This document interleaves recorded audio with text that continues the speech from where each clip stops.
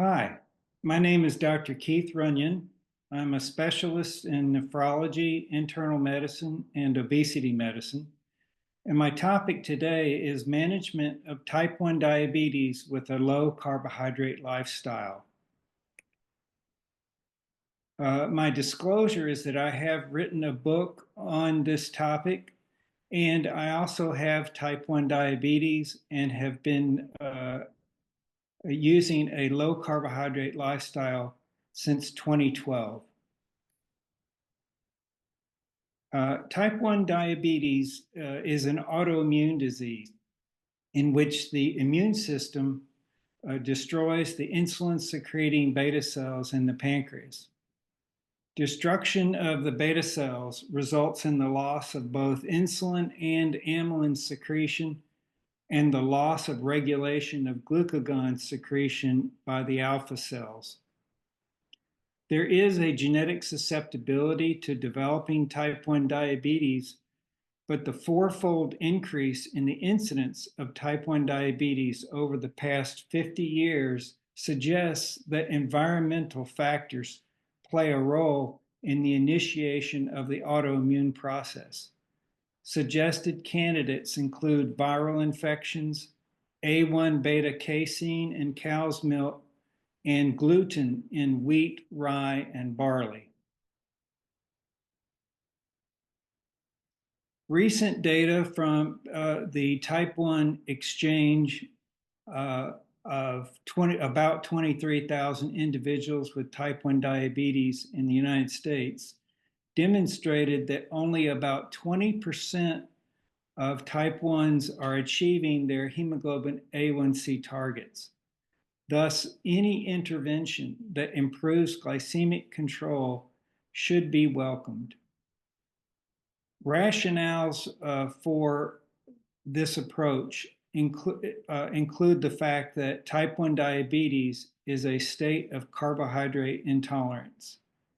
Dietary carbohydrate accounts for most of the increase in postprandial blood glucose and stimulates the most insulin secretion in healthy volunteers. Dietary protein and fat have less of an impact on blood glucose and insulin secretion. Thus, a diet that minimizes carbohydrate, that is moderate in protein with the remainder in fat, minimizes postprandial blood glucose as well as exogenous insulin requirements. Number 3, dietary carbohydrates are not essential in the human diet since hepatic gluconeogenesis produces all the glucose needed for metabolism. In fact, excess hepatic glucose production is an ever-present problem in those with type 1 diabetes treated with exogenous insulin due to the reduced regulation of glucagon secretion by the alpha cells. Thus, a low carbohydrate diet reduces postprandial glycemic excursions and glycemic variability that in turn reduces the frequency of hypoglycemia and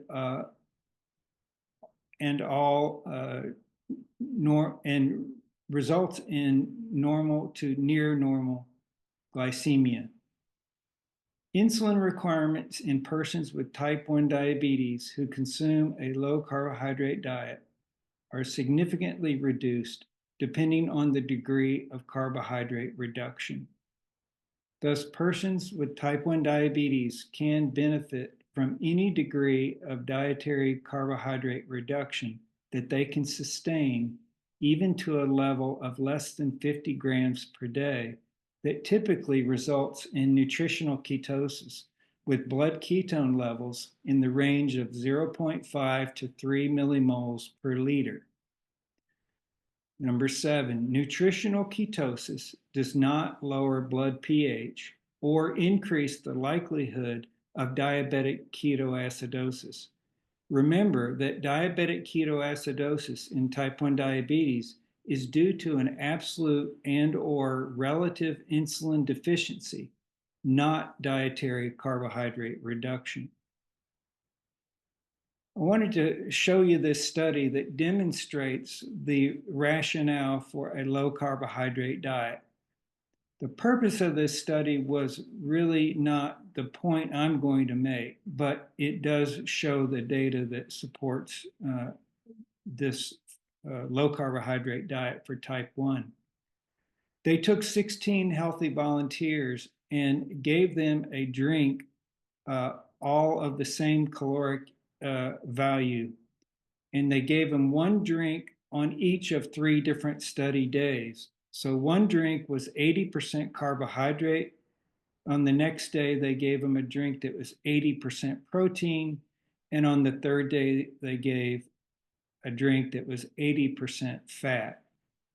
And then they measured blood glucose and insulin, which is what I will show, but they also measured ghrelin levels, which was their main interest in this study.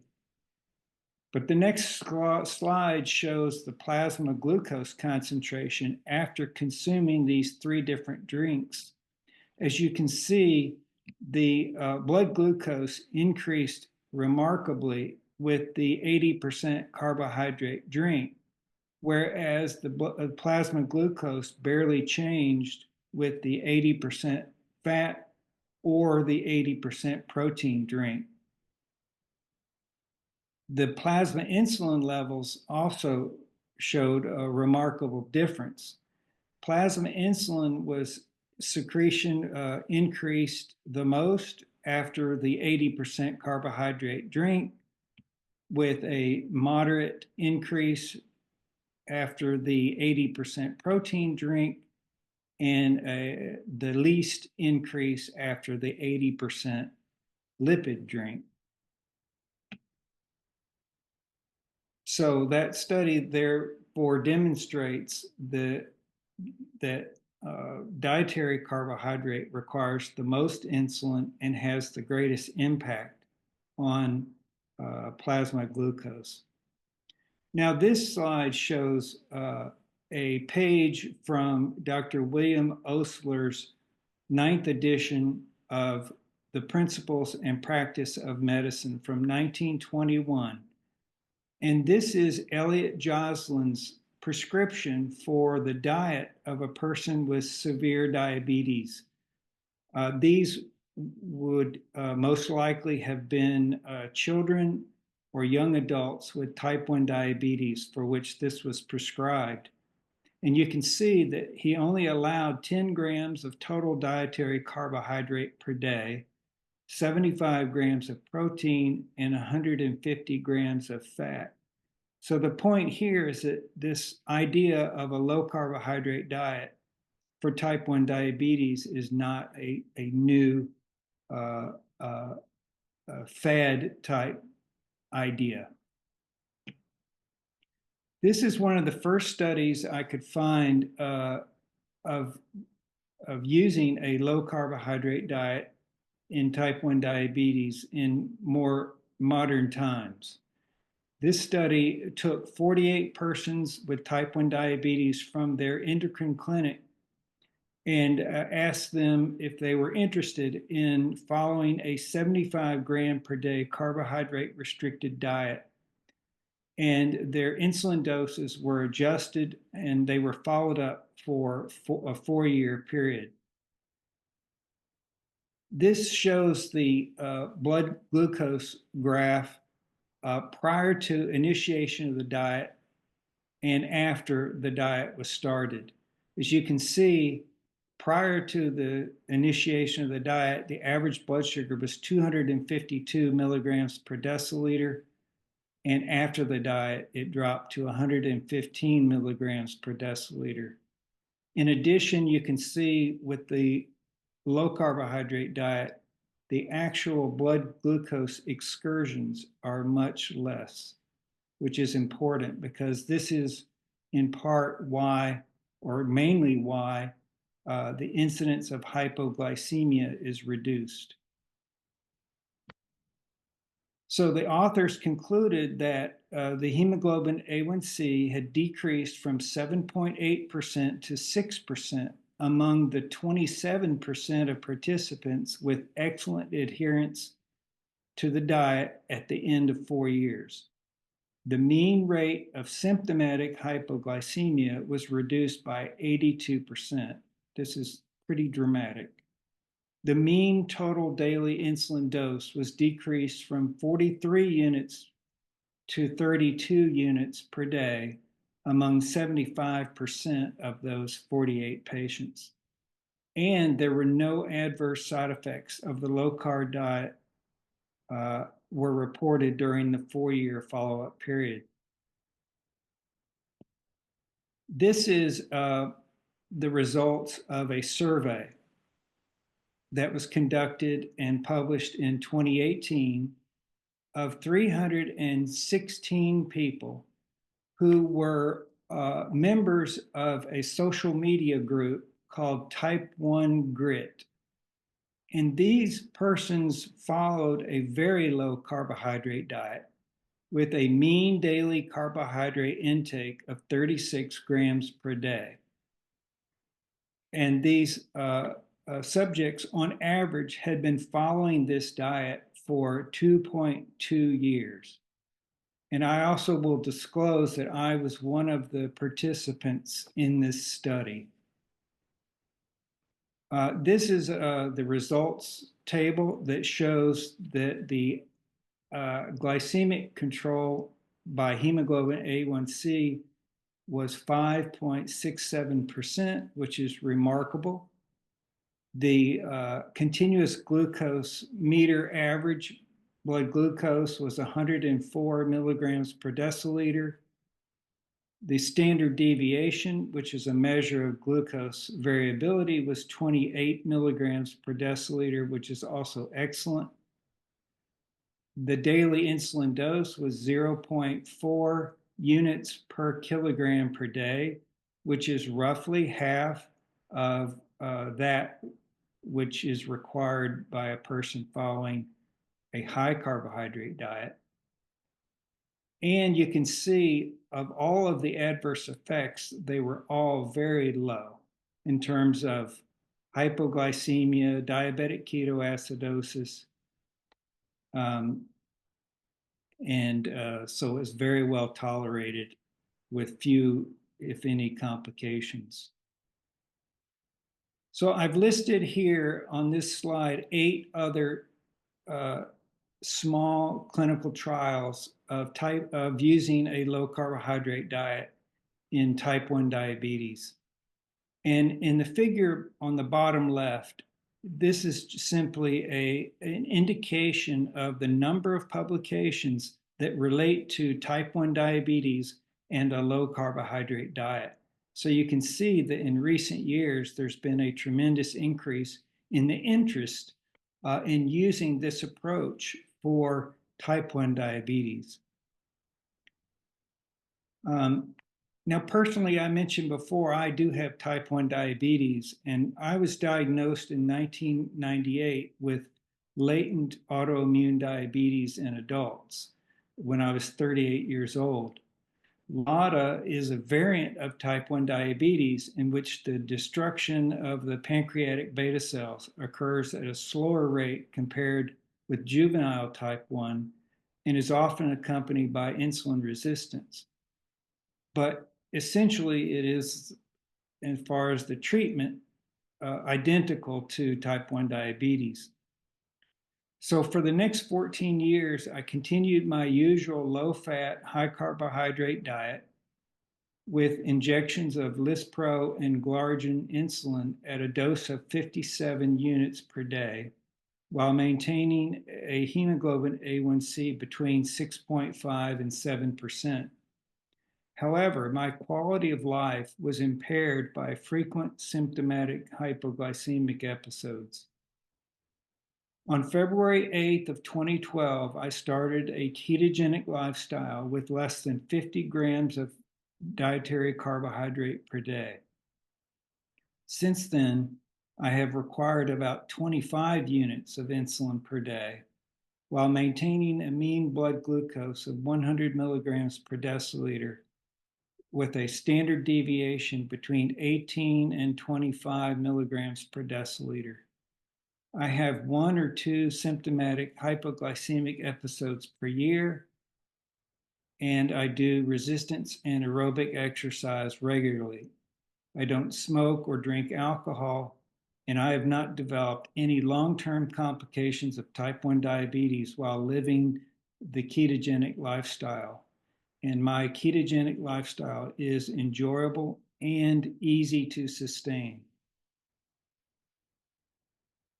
So the purpose for me giving this talk today is that I want to encourage other healthcare providers to offer this therapy to their patients with type 1 diabetes.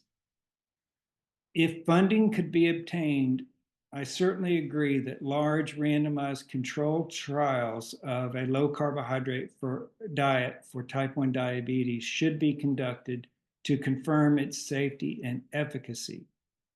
To date, however, I think there is enough data that demonstrates the safety and efficacy of a low-carb diet in type 1 diabetes patients so that healthcare providers can offer their support of this dietary therapy.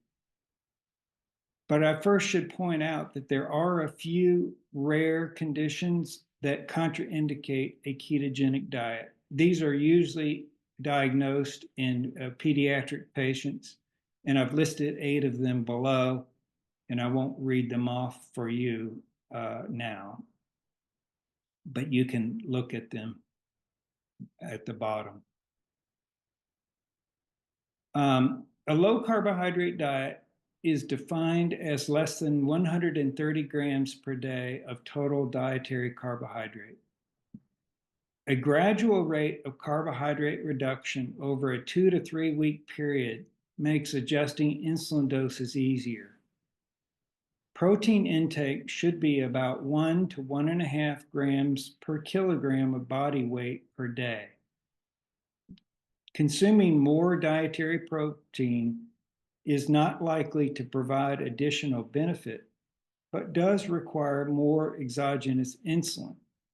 So if the goal is to minimize insulin requirements, adequate protein or moderate protein is better than high protein intake. Fat intake should be customized to achieve and or maintain a normal body composition. Blood pressure can fall due to reduced exogenous insulin that causes increased renal salt and water excretion, requiring a reduction in antihypertensive medications.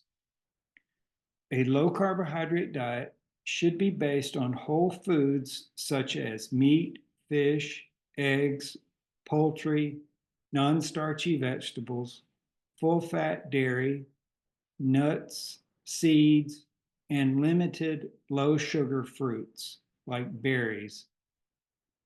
Carbohydrate reduction strongly limits the intake of grains and grain-based products, sweetened dairy products, and desserts.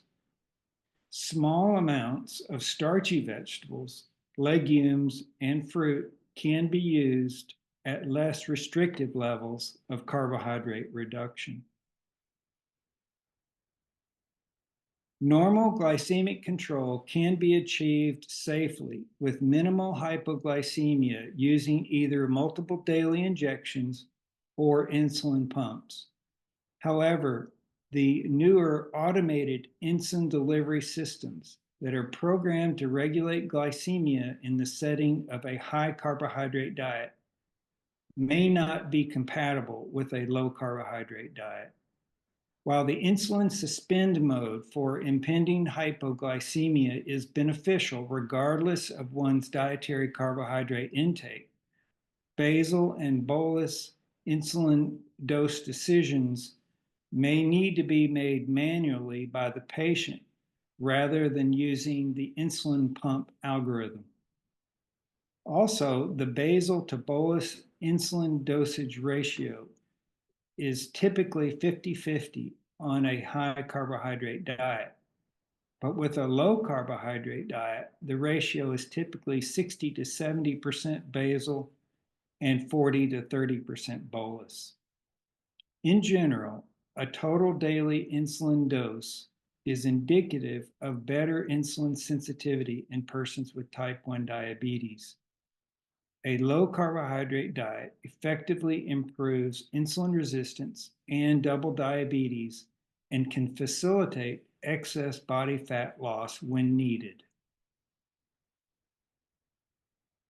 Um, a note about some non-insulin medications. As previously mentioned, type 1 diabetes treated with exogenous insulin results in suboptimal regulation of glucagon secretion by the alpha cells, as well as reduced exogenous insulin concentrations reaching the liver, resulting in increased hepatic glucose production. Metformin and pramlintide can help mitigate this effect. This in turn can modestly reduce total daily insulin requirements. Of note, I've been taking metformin since 2017, and on average, it reduces my total daily insulin dose by 3 to 4 units per day, every day. In addition, pramlintide, as well as GLP-1 agonists, can delay stomach emptying and promote satiety that may help with body fat loss, insulin resistance, and double diabetes. However, I would like to caution about the use of SGLT2 inhibitors, which are sometimes used with great caution in poorly controlled type 1 diabetes due to the increased risk of euglycemic diabetic ketoacidosis. But in my opinion, SGLT2 inhibitors are contraindicated when using a low carbohydrate or ketogenic diet due to an even greater potential risk of euglycemic diabetic ketoacidosis. If you want more information on the use of a low carbohydrate lifestyle for type 1 diabetes, I do recommend my book, Master Type 1 Diabetes, The Simple Low-Cost Method to Normalize Blood Sugars.